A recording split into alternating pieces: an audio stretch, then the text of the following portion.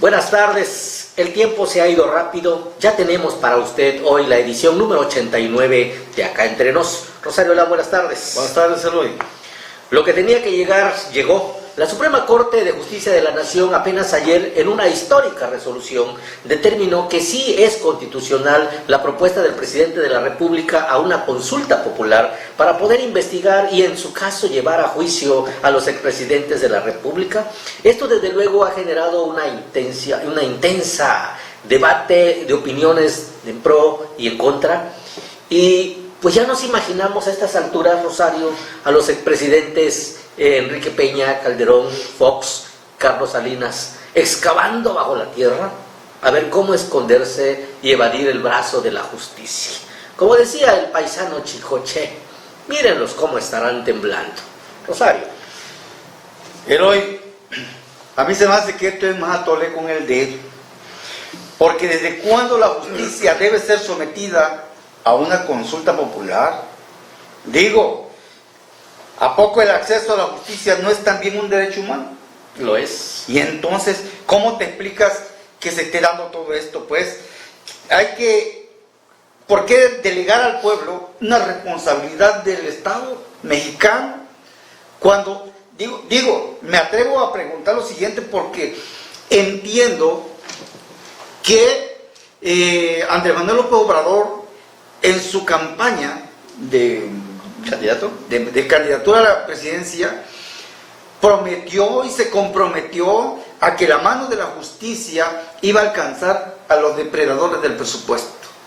Entonces, cuando nosotros votamos, lo hicimos bajo la creencia de que Andrés Manuel iba a hacer las cosas a como debe de ser, legalmente, con justicia, como debe de ser, por supuesto respetando los derechos humanos de todas las personas, ¿no? Pero ese fue el propósito que un servidor tuvo para votar. Pero resulta, bueno, ya en ese entonces el pueblo se volcó y le dio a Andrés Manuel toda la potestad para ejercer la autoridad, para ejercer la ley. Pero resulta que hoy otra vez vienen a consultar al pueblo para que decida si se va a justiciar a fulano de tal o no. Bien, mira, hay muchísimas preguntas que permean en el ambiente. Hay mucha gente que tal vez no entiende el fondo y qué es lo que verdaderamente aconteció. Creo que esto es muy sencillo de explicar. El presidente de la República le pregunta a la Suprema Corte que le diga: ¿es legal o no es legal, a la luz de la Constitución política, que se le pregunte al pueblo de México su sentir, su deseo de que se investiguen, que recaben pruebas y en su momento se pueda llevar a juicio a los expresidentes? La Suprema Corte, como tarea número 1, tiene que primero revisar si el escrito, la solicitud, reúne los requisitos de ley. Pues acontece que no los cumplía, pues en la pregunta se citaba textualmente el nombre de los expresidentes, además de que no se especificaba con claridad a qué autoridades correspondientes se refería. Rosario. Eloy, veo una Suprema Corte de Justicia de la Nación, un ente, porque todavía podemos creer en la ley, todavía podemos seguir creyendo que alguien sí se preocupa porque los derechos de los ciudadanos, porque la ley se aplica como debe de ser.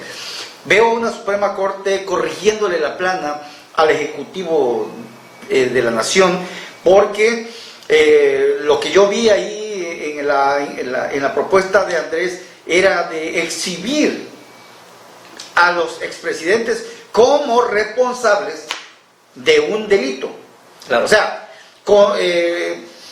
ahí lo que yo vi claramente era que se buscaba exhibir a priori a unas personas que aún la ley no los había declarado culpables ni han sido sometidos a un juicio legal todavía, y digo, ni se han aportado las pruebas todavía para enjuiciarlos.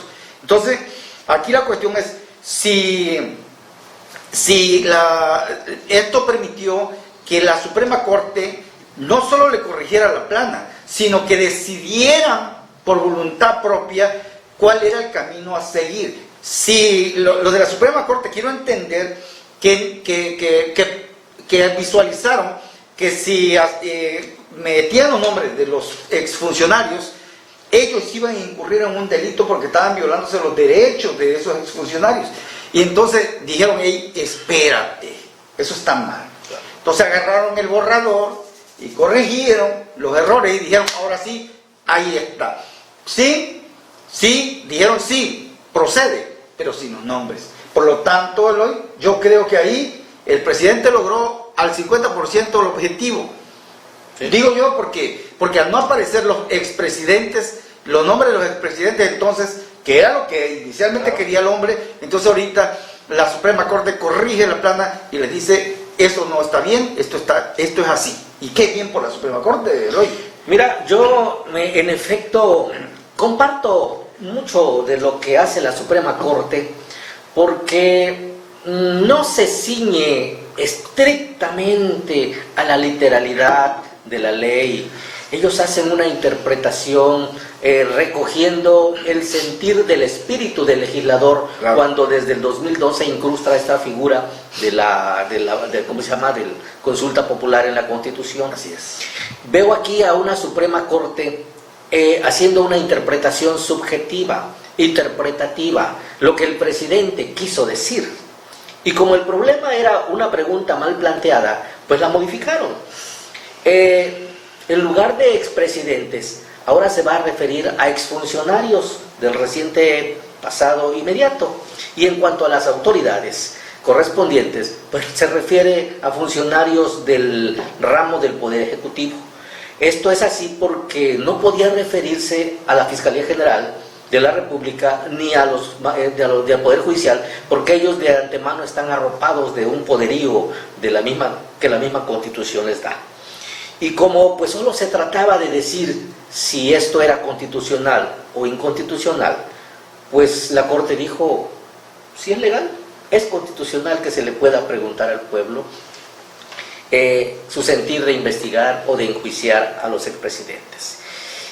Y concluyeron con eso que todo mundo ya sabemos, porque simplemente la figura de la consulta ya existía, como decía, desde agosto del 2012. Entonces quiere decir que nada más confirman, la Suprema Corte confirma que efectivamente sí procede, sí se puede hacer la consulta. Sí se puede hacer la consulta, desde luego, con sus limitantes. La resolución de la Corte, aclaro, no vincula al Poder Judicial ni a la Fiscalía General. Ellos se mantienen libres, con el poderío que le da la misma Constitución, de poder actuar en un momento determinado. Simplemente no le veo la razón de ser, porque al final de cuentas el Poder Ejecutivo nunca ha dejado de tener facultades para investigar o para presentar las denuncias en caso de que ya tuviera los elementos de prueba. Eloy, entonces esto quiere decir que si, por ejemplo, ok, sometemos a un referéndum el asunto, y el pueblo dice, ¿sabes qué? Sí se debe de castigar a fulano de tal. Entonces, no estamos ahí, digo, por aquello de que tenemos las autoridades competentes, Ministerio Público, tribunales y cualquier cosa, para investigar, perseguir y ejercer la justicia como debe de ser. Bueno, sometemos al pueblo, digo, no estoy hablando de Poncio Pilato, ¿no? Entonces sometemos al pueblo a consideración si castigamos a fulano de tal. Entonces, no hay un juicio sumario ahí, cuando primero, antes de iniciar un juicio penal allá ante las autoridades correspondientes, lo sometemos a consideración del pueblo, ¿no hay un juicio sumario ahí, de por medio? Y la otra, si el pueblo ya es el que va a decidir si se castiga o no, entonces, ¿para qué tenemos a las autoridades, pues? A los ministerios públicos, a los jueces y todo eso. Yo creo que no tiene caso que existan. Aquí hay algo delicado, Rosario. Mira, la consulta ya va, pero si el pueblo dice sí en esa consulta, ello va a empoderar aún más a las autoridades del Poder Ejecutivo correspondientes que tengan la función de indagar y de buscar elementos de prueba. Sí, pero en una eventualidad de que el pueblo dijera no, en ese momento las autoridades del Ejecutivo quedarían libres de culpa y nadie les podría acusar de estar encubriendo o de haberse convertido en cómplices. En automático se abriría una especie de amnistía, una especie de perdón público, y la justicia que prometió la 4T al pueblo de México, bien, gracias, esto terminaría ya en un asunto cerrado. Eloy, para muchos, este asunto de la consulta no es más que un asunto de ¿cómo se llama?, de electorero, Sí. de cara a las elecciones de 2021. Aquí la cuestión es de que Andrés Manuel tiene un plazo de 6 años Sí. en el gobierno. Lleva 2 años apenas y la imagen del presidente se ha deteriorado bastante. La imagen del partido que lo llevó al poder se ha ido de más a menos. ¿Qué significa esto? Desde mi muy humilde opinión. Yo creo que Andrés Manuel sabe que cuando él termine su sexenio, las cosas posiblemente no sean las que hoy vivimos, en donde lo que él ordena, eso se hace, donde muchísima gente le rinde pleitesía y le tiende la alfombra roja y cuanta cosa para quedar bien con él. Entonces, ¿qué va a pasar el día de mañana cuando Andrés Manuel deje la silla? ¿Qué va a ocurrir? Va a pasar algo muy sencillo. Andrés Manuel está previendo un escenario adverso para él. Ahora bien, suponiendo sin conceder que mañana otros partidos logren recuperar el poder, la mafia del poder logre recuperar el poder, entonces estamos ante una situación complicada para el presidente. Sí. Porque imagínate si llega la mafia del poder nuevamente y somete al pueblo a una consulta para preguntarle qué hacemos con Andrés Manuel López Obrador. Lo castigamos por aquello de Pío Pío, por aquello de acá de Macupana y de muchas cosas. Imagínate si llega el momento que la mafia del poder somete a consideración del pueblo esa situación. Andrés Manuel sabe que inmediatamente el pueblo le va a decir que no se castigue. Parece que quiero entender, estás avisorando un futuro donde el presidente de la República aún cree que puede terminar su mandato en hombros del pueblo mexicano, donde todavía le van a tirar las alfombras rojas y que el pueblo va a seguir arropándolo y que puede en una consulta popular decir no se toque al expresidente Andrés Manuel. Así es. Mira, aprovechando que la Suprema Corte ha hecho modificaciones a la pregunta original, donde dice que ahora se le va a preguntar al pueblo de México qué hacemos con los exfuncionarios públicos. Así es. ¿Por qué no se le toma la palabra a la Suprema Corte? ¿Dónde está Emilio Lozoya? ¿Dónde está Arturo Núñez? ¿Dónde está Marta Lilia? ¿Dónde están tantos personajes que fueron exfuncionarios públicos y que ahí están campantes gozando lo mal habido? Bueno, para ir concluyendo, Rosario, decías algo que me llamó la atención. Yo veo más bien que esto se trata de una estrategia del Poder Ejecutivo para atraer simpatías emocionales de cara al proceso electoral del próximo año. Veo aquí un riesgo de que el mismo presidente como que está abriendo ahí la cuarta puerta de la Divina Comedia, ¿no? Donde con esos mismos argumentos se podrían acaso llevar a consulta popular otros temas que sí son de interés público, como es la eliminación de impuestos. No se nos vaya a ocurrir mañana traer de nuevo la pena de muerte.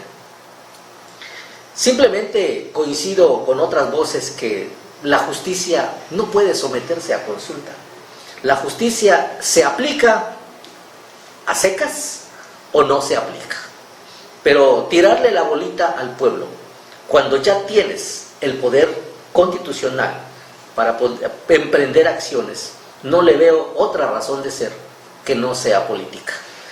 Y si además del pueblo dice, hay que castigar a fulano de tal, ¿ya con eso quiere decir que esos van a la cárcel? ¿Que no van a tener libertad para defenderse? ¿Y qué va a pasar, Eloy? ¿Qué va a pasar si los acusados demuestran que son inocentes? ¿Qué va a pasar con el pueblo? Te aclaro un punto, creo que hay confusión ahí. Al pueblo no se le está preguntando si los expresidentes o los exfuncionarios son culpables, porque el pueblo ahí no tiene mayor conocimiento o intervención. Esa es competencia de las autoridades que investigan y de las que sentencian. El pueblo nada más se le pregunta, ¿estás de acuerdo en que se investigue y se lleve a juicio o no estás de acuerdo? Repito, y termino con esto, se me antoja que esto es algo innecesario, ocioso, por una razón. Mira, ¿para qué preguntarle al pueblo algo que el gobierno ya sabe? Tanto lo sabe Rosario, que la mayor prueba de lo que el pueblo quiere es que Andrés Manuel está en la presidencia de la República. Como tú anotabas, él en campaña se comprometió 18 años de campaña a hacer justicia, ¿ok? Y a llevar a, ¿cómo se llama?, a hacer de la impunidad su bandera, ¿ok? Perfecto. Pero llevaba implícita la promesa de llevar a juicio y a las últimas consecuencias a todos los que hicieron de México un latrocinio. Luego entonces no hay necesidad de preguntarle algo que ya el gobierno sabe. Dijo Andrés Manuel, amenazó que si la Suprema Corte le daba un revés a su propuesta, entonces él iba a hacer una reforma al 35 constitucional. Claro. Entonces, ¿por qué no lo hizo? ¿Por qué toda esta faramalla que es electorera?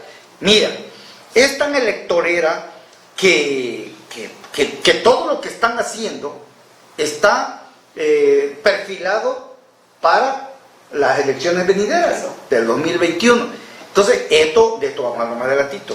Ahora bien, hasta este momento hay fiesta en Morena y todos dicen un triunfo del presidente por haberse logrado la aprobación de la consulta en la Suprema Corte, aun cuando se había filtrado una resolución en sentido contrario, que ahí vemos algo de sospechosismo. ¿Por qué filtrar una resolución en tal sentido cuando finalmente obtuvimos otra? Más, antes de entrar a sesión pública los magistrados, hubo un pronunciamiento, un posicionamiento del presidente de la Corte que pareciera que llevaba línea. Sí. Y bueno, el resultado ya lo sabemos. Sin embargo, pues sí vemos que la Corte ahí como que hizo imperar el constitucionalismo. Está muy bien. Sin embargo, yo no coincido en que sea un triunfo del presidente en el 100%, no, porque no se le permitió exhibir mediáticamente el nombre de los presidentes en su consulta. ¿Qué era lo que quería? Que era lo que aparentemente, cambiando ligeramente de tema, Rosario, por ahí vemos al partido de Morena de nuevo, abriendo un camino como para desaparecer un poco más de 100 fondos y fideicomisos. El argumento es muy claro, acusan opacidad y posible corrupción en el manejo de estos recursos. Y desde luego la estrategia es recuperar un poco más de 68,000 millones de pesos, dizque para destinarlos a la lucha contra el COVID. La propuesta ya fue discutida en la Comisión de Presupuesto del Congreso Federal y muy pronto bajará al Pleno para su aprobación. ¿Qué crees? Dentro de los rubros a desaparecer está el de la protección a periodistas. ¿Estabas enterado tú que hubiera algún fondo? Nada de ¿A eso. alguien le habrá llegado eso? Digo, porque hasta ahorita no he visto que algún periodista cargue escolta o que lo guarden en una casa de seguridad del gobierno, ni nada. Digo, El otro rubro es el de la cooperación internacional para el desarrollo y aguas, el de protección y prevención de desastres naturales, el Fonden, ciencia y tecnología, deporte de alto rendimiento y el cine mexicano. ¿a dónde nos lleva esto? Desaparecer Aún el Fonden, un fondo que ha sido el salvavidas del pueblo mexicano en los momentos cruciales, terremotos, inundaciones y súmale. O sea, a partir de ahora está prohibido que nos venga un terremoto, otra inundación, porque no habrá santo que nos defienda. Eloy, sin duda alguna, a veces en anteriores ocasiones hablábamos de lo que del programa de Fonden era utilizado por las autoridades para meterle la uña, Claro. sacar raja del pastel, y para ello era una felicidad que hubiera un desastre. Pero, caramba, sin duda alguna, el Fondo Nacional de Desastres es algo que le va a pegar duro a México. Totalmente. Porque precisamente hoy que nos está lloviendo, qué bárbaro, bonito. Entonces ya tenemos varios municipios que están hasta el tope de agua. Tenemos colonias precisamente en el centro de la ciudad, de acá en el municipio del centro, y la ciudad de Villahermosa está hasta el tope también de agua.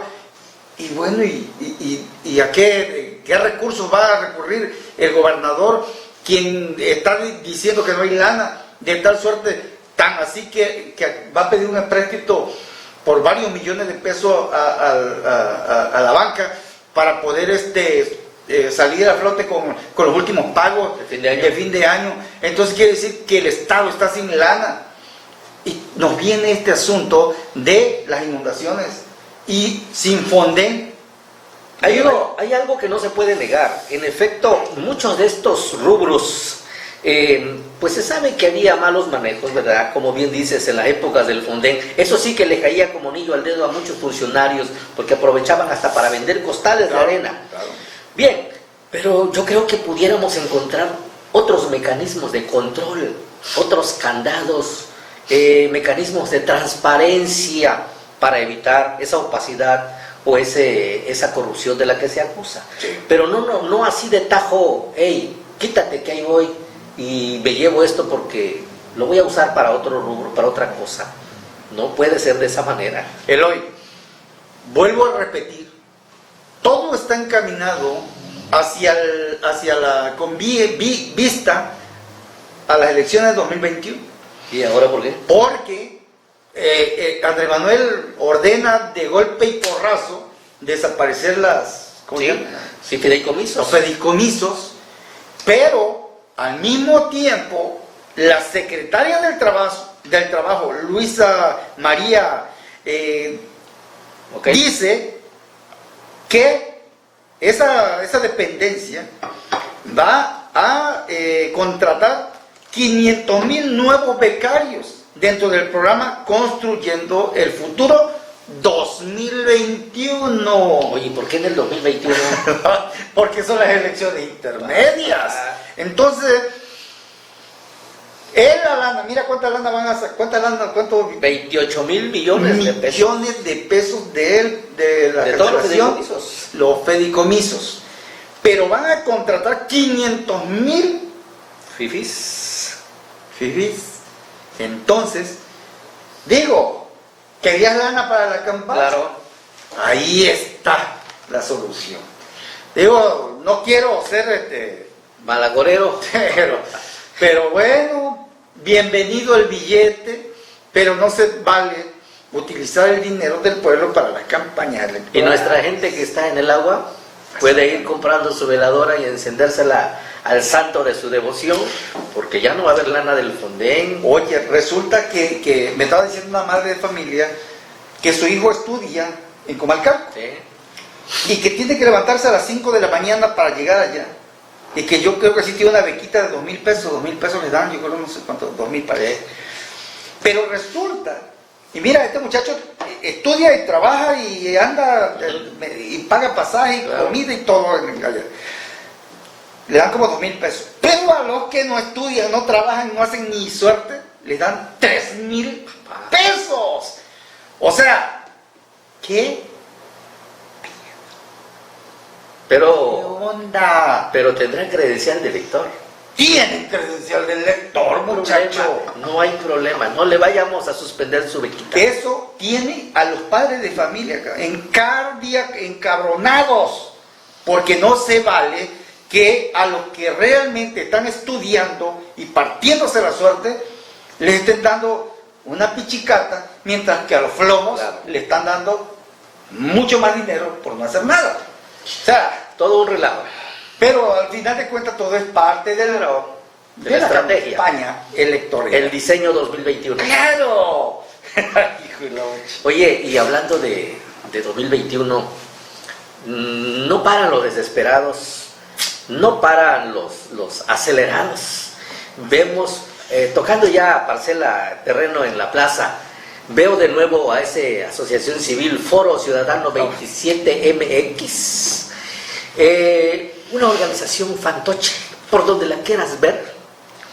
De nuevo a las órdenes. Pareciera que ya la compró, que fuera propiedad de la diputada federal Soraya Pérez Munguía. De nuevo la vuelve a poner en los cuernos de la luna, que dice que en septiembre rescató los niveles de credibilidad a un 19.2% y que ya casi está pisando los suelos del Palacio Municipal y que, según la opinión de estos eruditos, expertos e infalible organización, ya es la próxima alcaldesa de Cárdenas. ¿Cómo se llama, dice? Foro Ciudadano 27MX. No es la misma que daba como triunfadora a Gaudiano, a Sabino y a Rafael Acosta en la pasada elección. Me suena que es la mismita.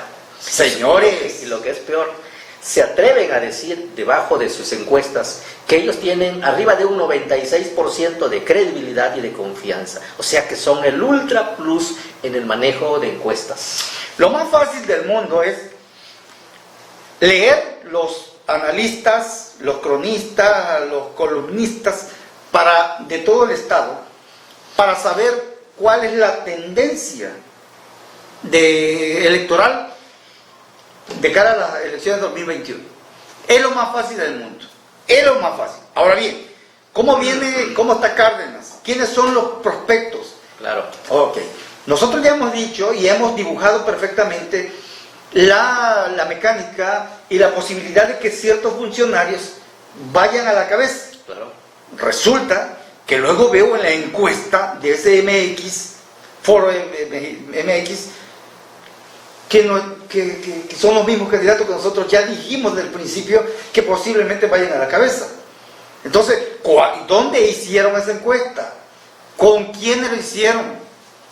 Digo, ¿cuánto costó esa encuesta? El que paga manda. Precisamente ese gran juego problema. Perverso, una mentira que ellos inventan y ellos mismos se creen. Mira, yo platicaba con un diputado, no voy a hacer su nombre por respeto, pero me dice, fíjate que fueron los de Foro Ciudadano MX a verme al Congreso y me pidieron que yo le entrara al asunto de las encuestas y que ellos me iban a poner en la cabeza, pero que había un acuerdo, un saludito ahí de por medio, y de cuánto era, no puede tanto. Claro. Y yo le dije que no le iba yo a entrar al asunto.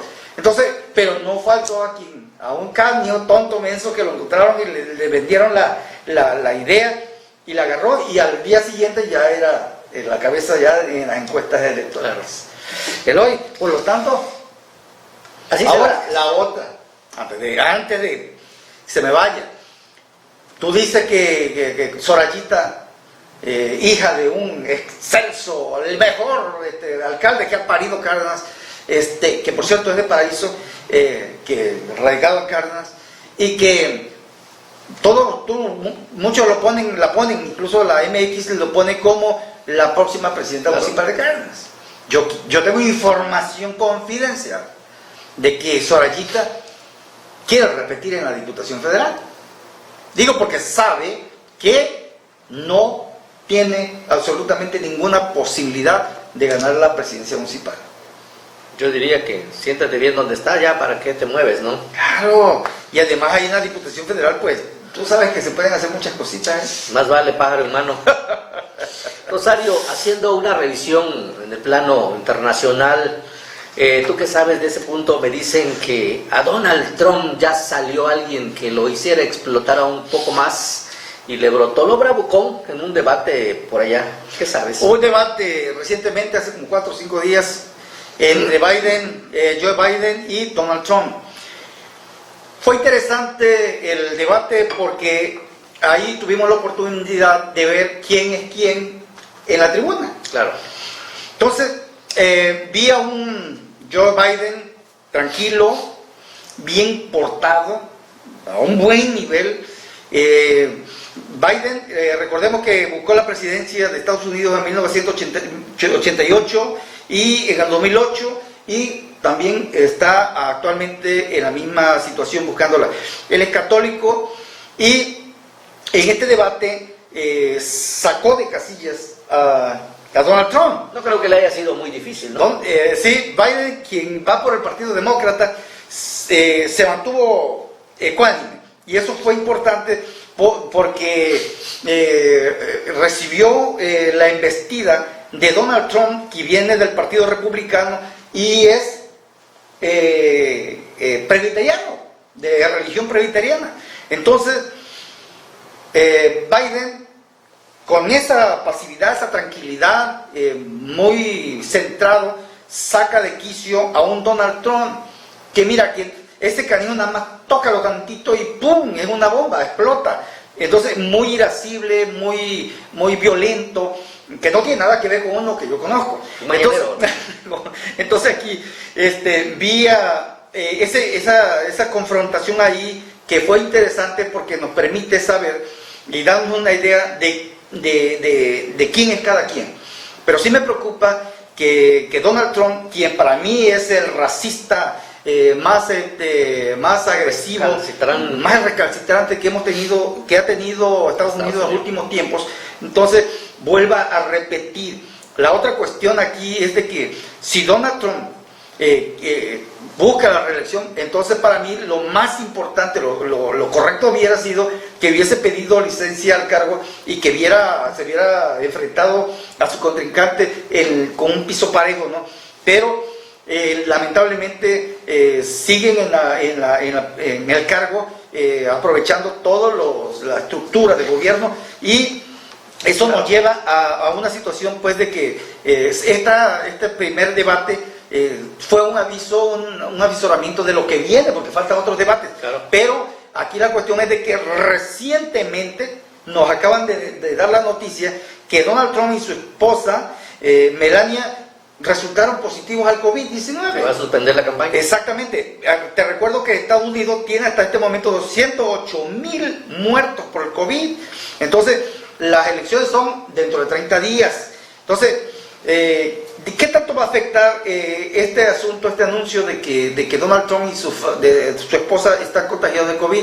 Lo va a afectar bastante, porque no solamente es él, sino antes que él, una de su gente había dado positivo, y te recuerdo que Donald Trump, al igual que uno de por acá, no usan cubreboca. Entonces, porque ellos han minimizado el poder del COVID. Claro. Entonces, ¿a cuánta gente han contaminado? Te recuerdo también que Donald Trump ha hecho eventos masivos, cosa que le ha criticado a un Joe Biden, quien es católico, repito, y que no se ha mantenido tranquilo y portando siempre su cubreboca, y no ha hecho esas manifestaciones masivas, precisamente por lo mismo, porque él sí entiende que el asunto del COVID es un problema mundial, es un problema que sí hay que tomarlo muy en serio. Entonces, esto se va a poner interesante. No sé si están suspendidas ¿cómo se llama? Los eventos de Donald Trump en este momento, y no sé de qué manera vaya a repercutir el día de mañana en la próxima debate que van a haber a nivel nacional. Vamos a seguir atentos. Sí. Lo que suceda en el vecino país siempre tiene repercusiones para todos sus vecinos. Así y es. México es uno de sus vecinos cercanos. Entonces estaría importante ahí ver qué va a acontecer, porque las elecciones calendáricamente están cercas. Claro. Y pues dicen que si el presidente de Estados Unidos estornuda, a México le da catarro, entonces no podemos ser ajenos a lo que acontece en ese país. Así es. Rosario, vamos a retirarnos, pero vamos a revisar ligeramente lo que hay acá por la plaza en Cárdenas. Claro. Esta misma semana, el miércoles hace 3 días, estuvo de nuevo el gobernador, segunda gira en el mes de septiembre, vino a acompañar al presidente municipal Armando Beltrán Tenorio, los vimos ahí muy unidos en ese trabajo dinámico. Inaugurando acciones de gobierno municipal, poniendo en marcha muchas obras y aperturando algunas otras. ¿Hay video? Me llamó la atención la manera enfática en que el gobernador se expresó de nuevo al estar aquí en casa. Así lo dijo, así habló el gobernador. A todos. Y que viene a darle mayor realce a nuestra ciudad de Cárdenas. Asimismo, les deseamos la mejor de las suertes en los proyectos que tienen programados para nuestro estado y nuestro municipio. No estaba previsto que yo hablara, pero quise aprovechar la ocasión para felicitar a Armando Beltrán. Esta es una obra de las que valen la pena y de las que se necesitaban muchísimo en Cárdenas. Conozco la historia de la calle y la verdad me da mucho gusto ver que hay un presidente municipal ocupado y preocupado en hacer las cosas distintas, en que se hagan bien y que se trabaje en beneficio de la comunidad. Ahora me explicaba que está ya iniciando la pavimentación con concreto de la calle Zaragoza también, drenaje y agua potable. Yo por eso quiero felicitarlo, ya lo dije anteriormente, es de los mejores presidentes municipales, hay orden administrativo, financiero.